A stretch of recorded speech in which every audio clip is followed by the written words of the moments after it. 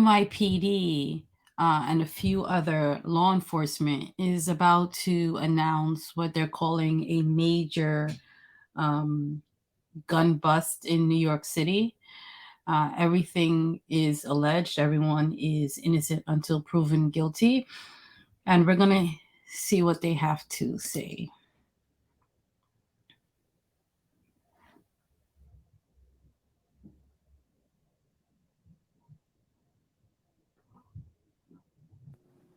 Okay, they're about to come in.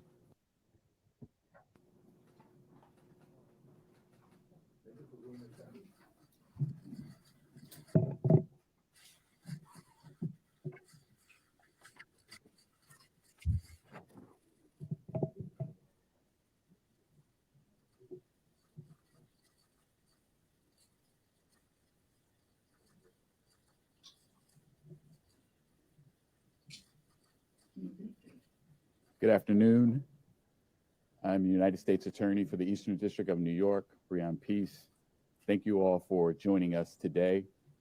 With me today are Keesan Sewell, Police Commissioner of the New York City Police Department, James Essick, Chief of Detectives of the New York City Police Department, Deputy Chief Joseph Gulata, Commanding Officer of Detective Borough Brooklyn South, Captain Janine King, Commanding Officer of Violent Crime Squad, Detective Borough Brooklyn South, Captain Gary Marcus, Lieutenant Muhammad Islam, Detective Michael Griffith of Detective Borough Brooklyn South, Violent Crime Squad.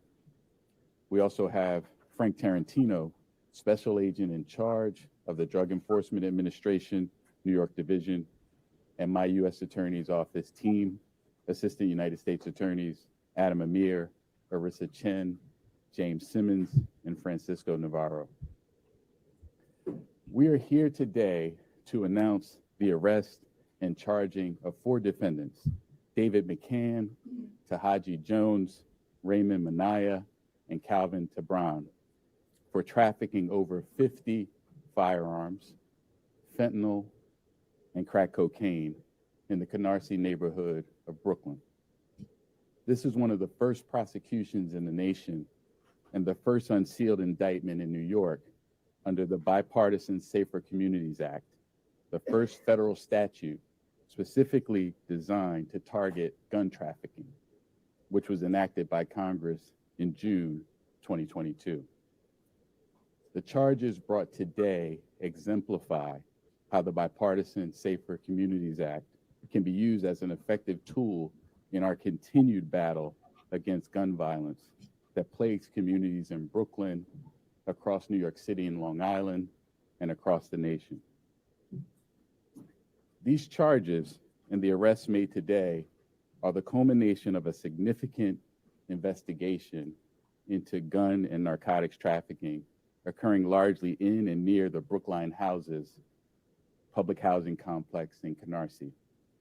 The defendants sold an NYPD undercover officer over 50 guns, some shown on the monitor. The defendants, of course, didn't believe that they were selling guns to a law enforcement officer. They thought they were selling these guns to a drug dealer. The undercover officer told the defendants that he was a drug dealer who needed guns and that he was also going to resell some of the guns. And despite this knowledge, McCann and others continued to sell. You hear what he said? He didn't even know he was selling to an undercover. The undercover said that he needed guns, and the person allegedly supplied them. Large quantities of guns and drugs to the undercover officer without hesitation. Some of the firearms were made from ghost gun kits. Certain of the guns sold. So the ghost gun kits are the guns that are shipped, and they're different pieces, and they're put them together. There's going to be there's another press conference that I'm going to put out about the ghost guns and go more into it. Had a defaced serial number, which makes it more difficult for law enforcement to trace them. Several of the guns trafficked by the defendants have been linked to law enforcement. So when As he's saying, the guns, the serial numbers are taken off, then they can't see, where it was purchased, if it was stolen. They can't figure out what happened, where the gun came from. By law enforcement, to prior violence in Brooklyn.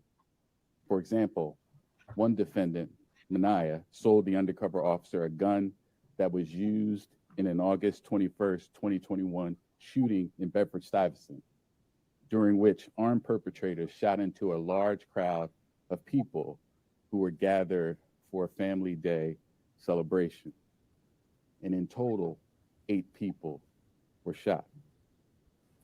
Another gun sold by Manaya to the undercover officer is linked to a December 18th, 2021 shooting of an individual in Canarsie in the block surrounding the Brookline houses.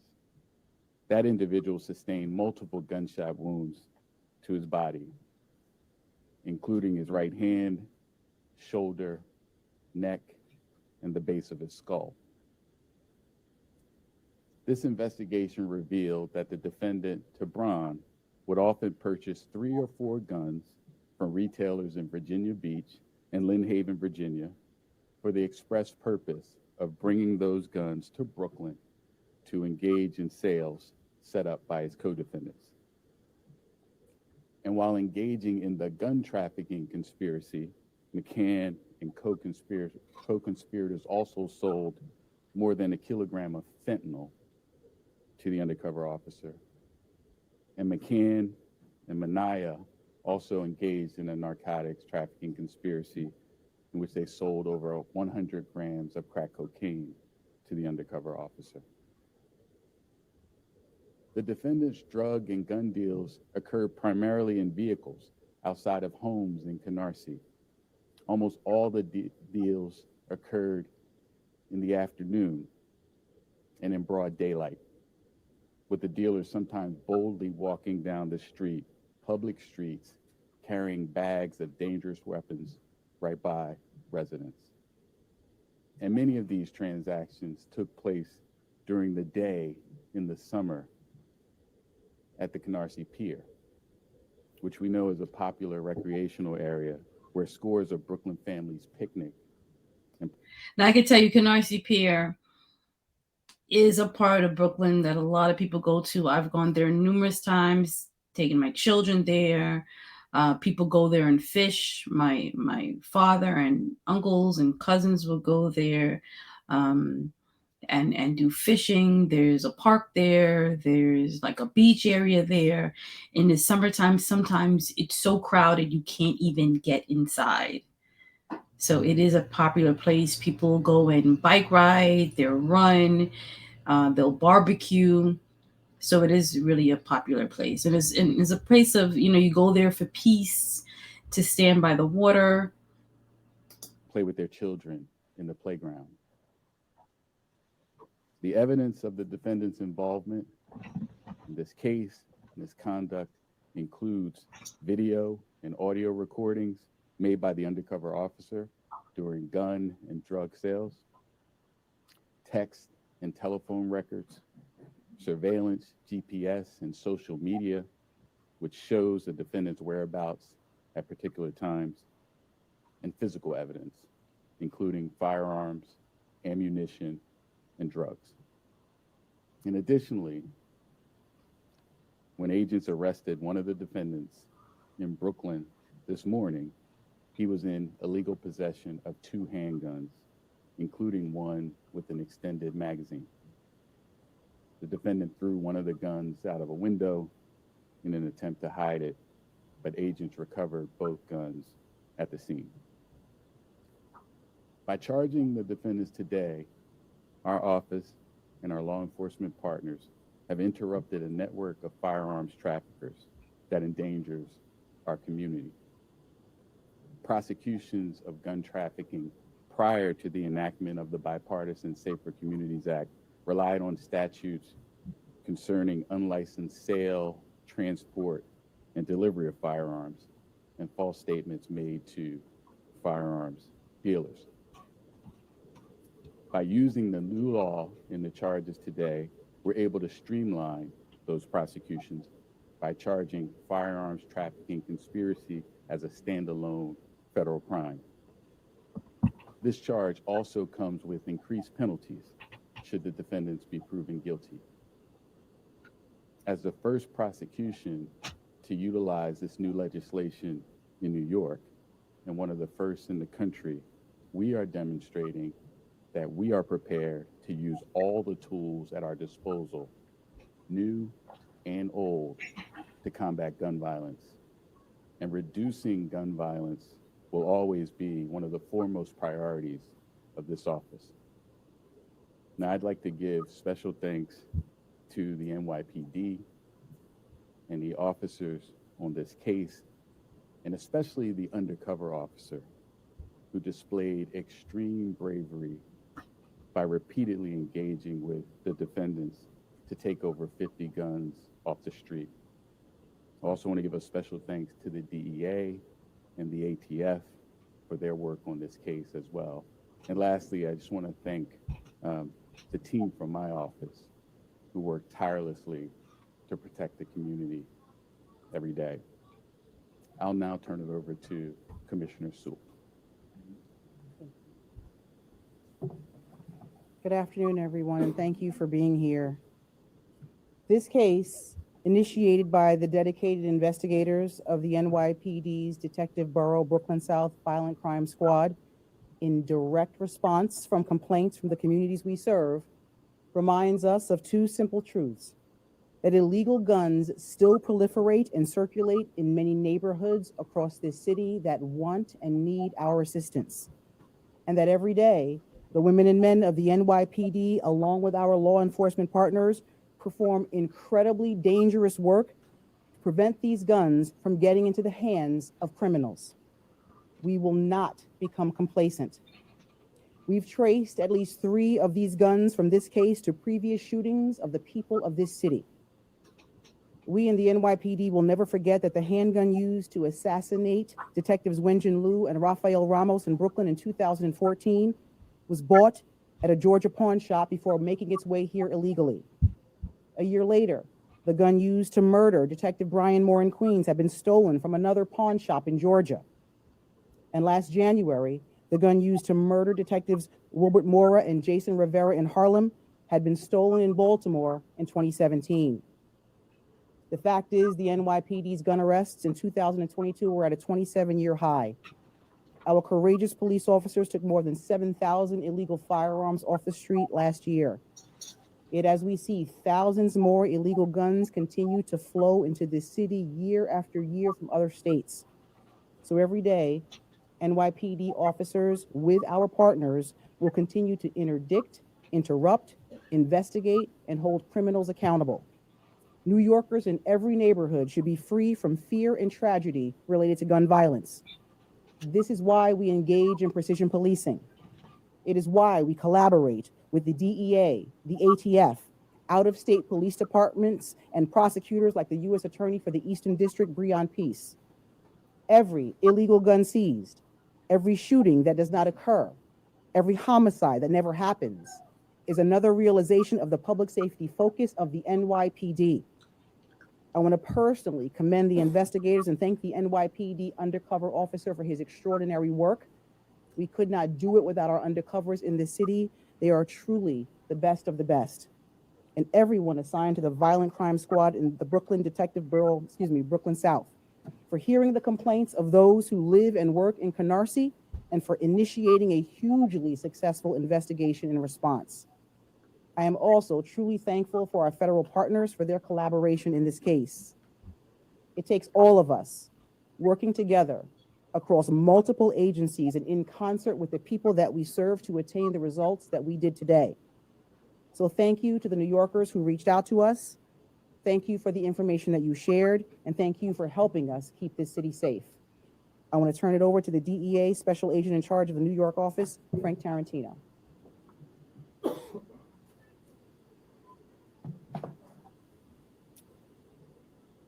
Good afternoon. Thank you for being here. I would like to follow up on what U.S. Attorney Peace and Commissioner Sewell just mentioned.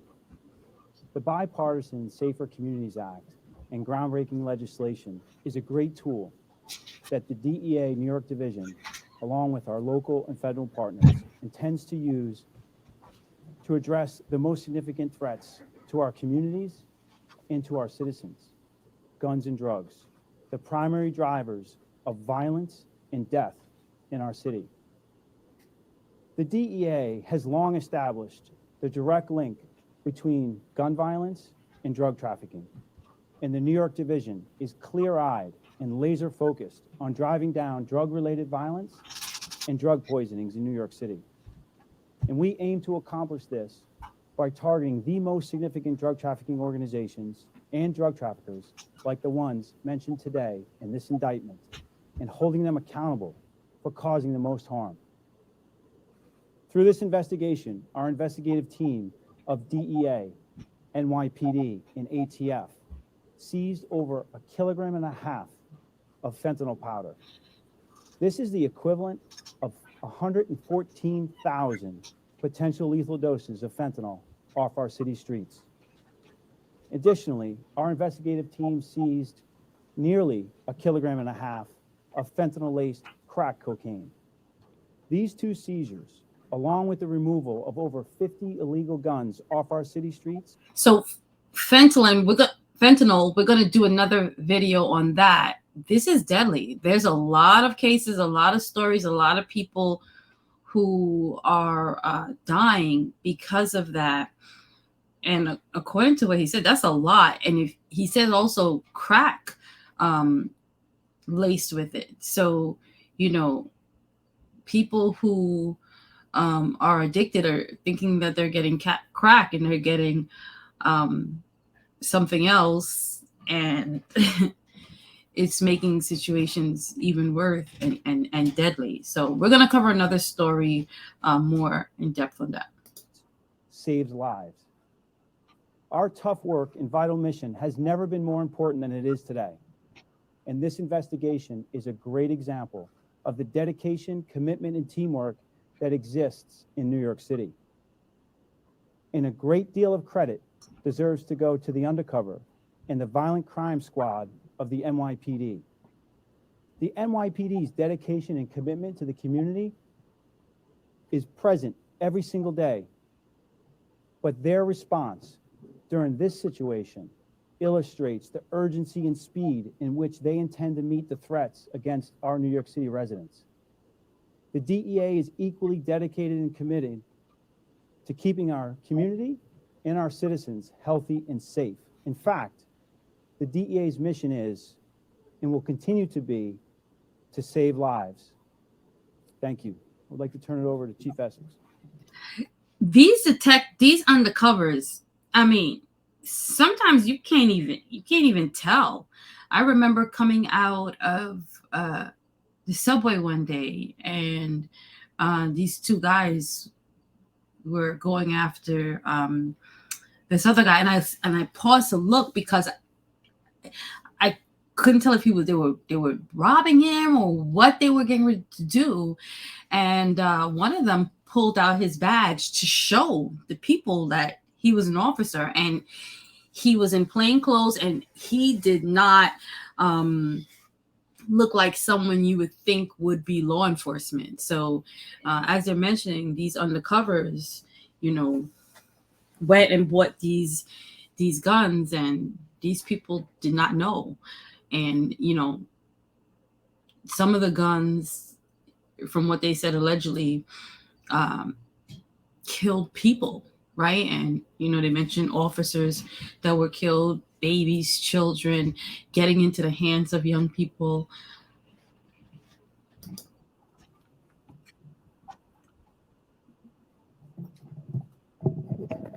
So this is the chief of detectives, and he breaks down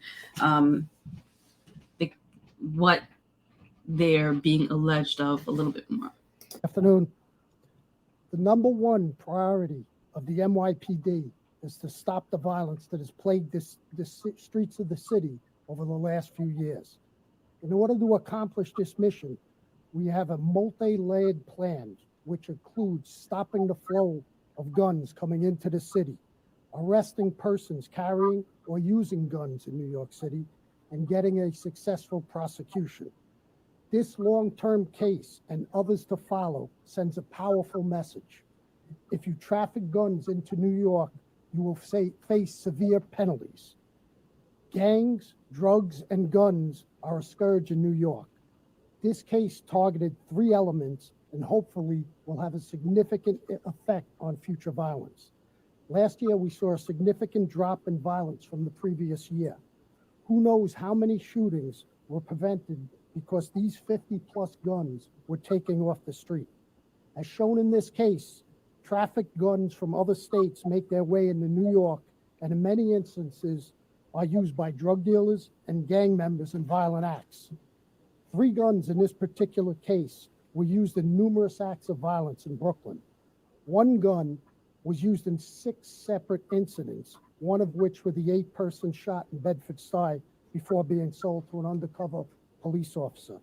We will continue to investigate cases like this, and I would just like to thank the U.S. Attorney with Breon Priest and his staff, Frank Tarantino, our staff over here, Joe Galata and his team, but particularly the undercover police officer who puts his life on the line to buy these guns. So with that, we'll take questions. I want to point out that this is what New York City Mayor Eric Adams said he wanted. He wanted law enforcement to communicate. He wanted them from different departments to collaborate and work on things. So this is exactly, he said it. He said this is what he wanted. He said this is what was going to solve a lot of the crime, and this is what he wanted to see. So when you see these, you're going to see a lot more of these press conferences and these collaborations. When in the past, they have, were working separately.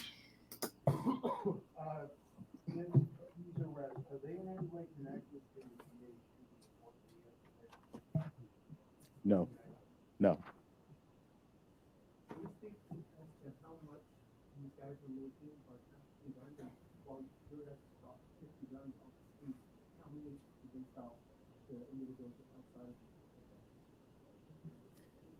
We don't have that information, and we can't get into details about the investigation beyond what's in our charging documents and our detention memo at this time.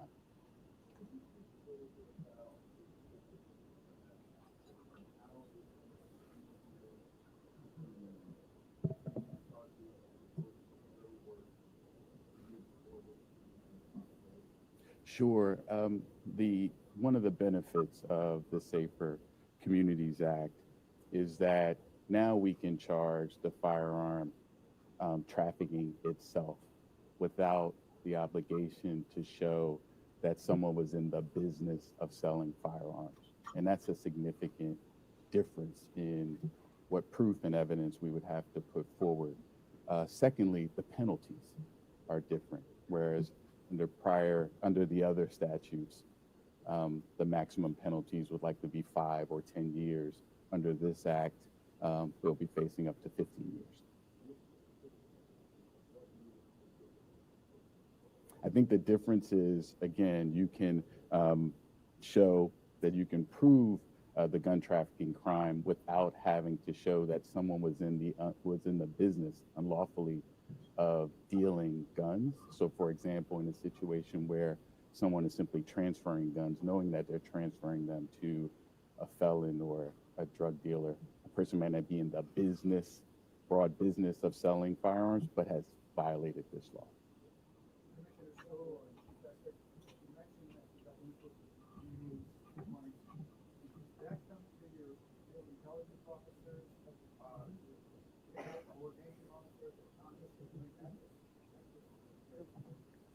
Yeah, and I'll let Chief Joe Galata give you the numbers of violence, the shootings and homicides we had previous.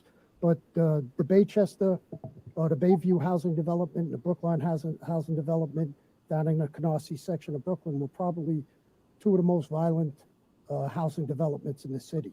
So based on community complaints about the shootings, the violence there, Joe, you want to give the actual numbers that we've seen? So if we take a look at Bayview and Brookline, going back to 2020, what we have is 4 fatal shootings, 28 non-fatal shootings, and 102 confirmed shots fired incidents between Bayview and Brookline. And that's what was the reason we started this case. Taking a look at that, numerous community complaints regarding narcotics that also tied in to the shootings and shots fired. So we saw a big need and a big problem in those 2 housing developments.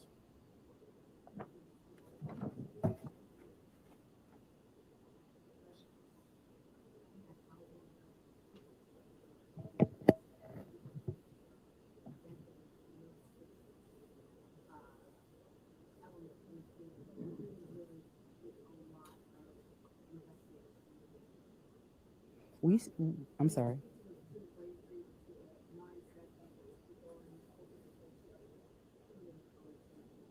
We cannot do anything in this city without our communities. And all across this city, we are hearing more and more that people want the police to do their jobs, to be able to stop the crime, to be able to stop the violence. And so we appreciate wholeheartedly the community members that came forward to give us this information. And we encourage more people to work in collaboration with the police department because the police are the community. We want to make sure we're safer.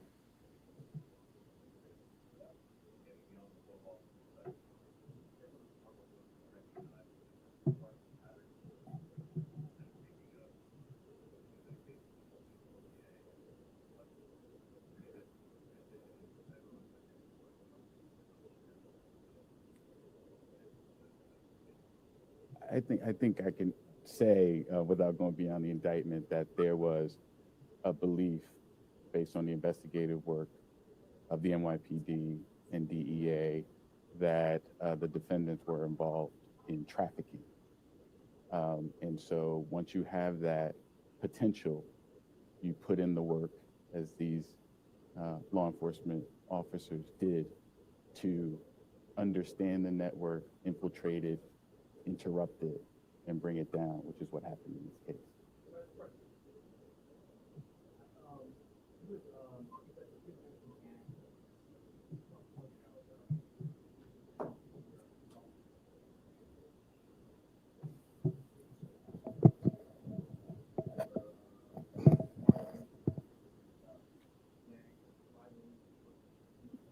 Yes, that particular shooting with the 8 people shot, we know that gun, the arresting person in that was what we know as a cocky Bama bully, who was from the Unity houses over in East New York. And their intended targets were the Hooli gang over in the Bedford-Stuyvesant section. And when we look at the ballistics matches to the other incidents, while there are no arrests on that, the investigation is still ongoing. We know that they are gang areas. We know there's gang activity in the Bayview houses, in the Brookline houses, and we'll be able to piece that together now, where the gun comes back from, and the investigation continues. Thank you, everybody.